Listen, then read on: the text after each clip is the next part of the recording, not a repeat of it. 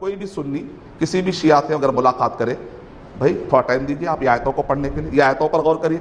ان آیتوں پر غور کرنے سے پتہ چلتا ہے کہ اللہ سبحانہ و تعالیٰ عالم الغیب ہے کہ نہیں ہے؟ اللہ تعالیٰ عالم الغیب ہے۔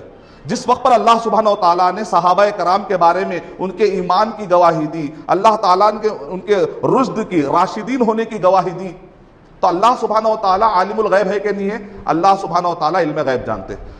مستقبل میں جنگ صفین ہونے والی ہے، جنگ جمل ہونے والی، کہ اللہ تعالیٰ کو معلوم تھا کہ نہیں معلوم تھا؟ معلوم تھا۔ اس کے باوجود بھی اللہ سبحانہ و تعالیٰ نے صحابہ کرام کے بارے میں کیا کہا؟ رضی اللہ عنہم ورضوا عنہ، اللہ ان سے راضی ہے، وہ اللہ سبحانہ و تعالیٰ سے راضی ہیں۔ اس کا مطلب یہ نکلا کہ وہ صحابہ کرام کے درمیان جو بھی جنگیں ہوئی وہ جان بوجھ کر نہیں ہوئی۔ آپ چیلنج کر سکتے، آپ یہ چیلنج کر سکتے ہیں کہ صحابہ کرام کے درمیان میں جو بھی جھگڑے ہوئے یا جو بھی جنگیں ہوئی وہ غلط فہمی کی بنیاد پر ہوئی اور فسادیوں نے اس کا فائدہ اٹھایا، جان بوجھ کر ہرگز نہیں تھی۔ آپ یہ چیلنج کر سکتے ہیں۔ وہ چیلنج آپ کیسے کر سکتے ہیں؟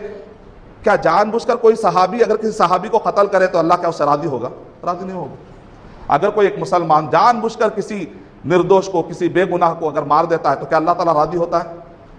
من قتل معاہدا لم یرہ رائحۃ الجنہ، صحابہ کا تو مقام بہت اونچا ہے۔ اگر کوئی ایک معاہدہ کیا ہوا ایک معصوم ہے، اگر اس کو بھی کوئی بے گناہ کو، اس بے گناہ کو اگر کوئی بلا وجہ قتل کر دیتا ہے تو جنت کی خوشبو تک بھی نہیں سونگے گا۔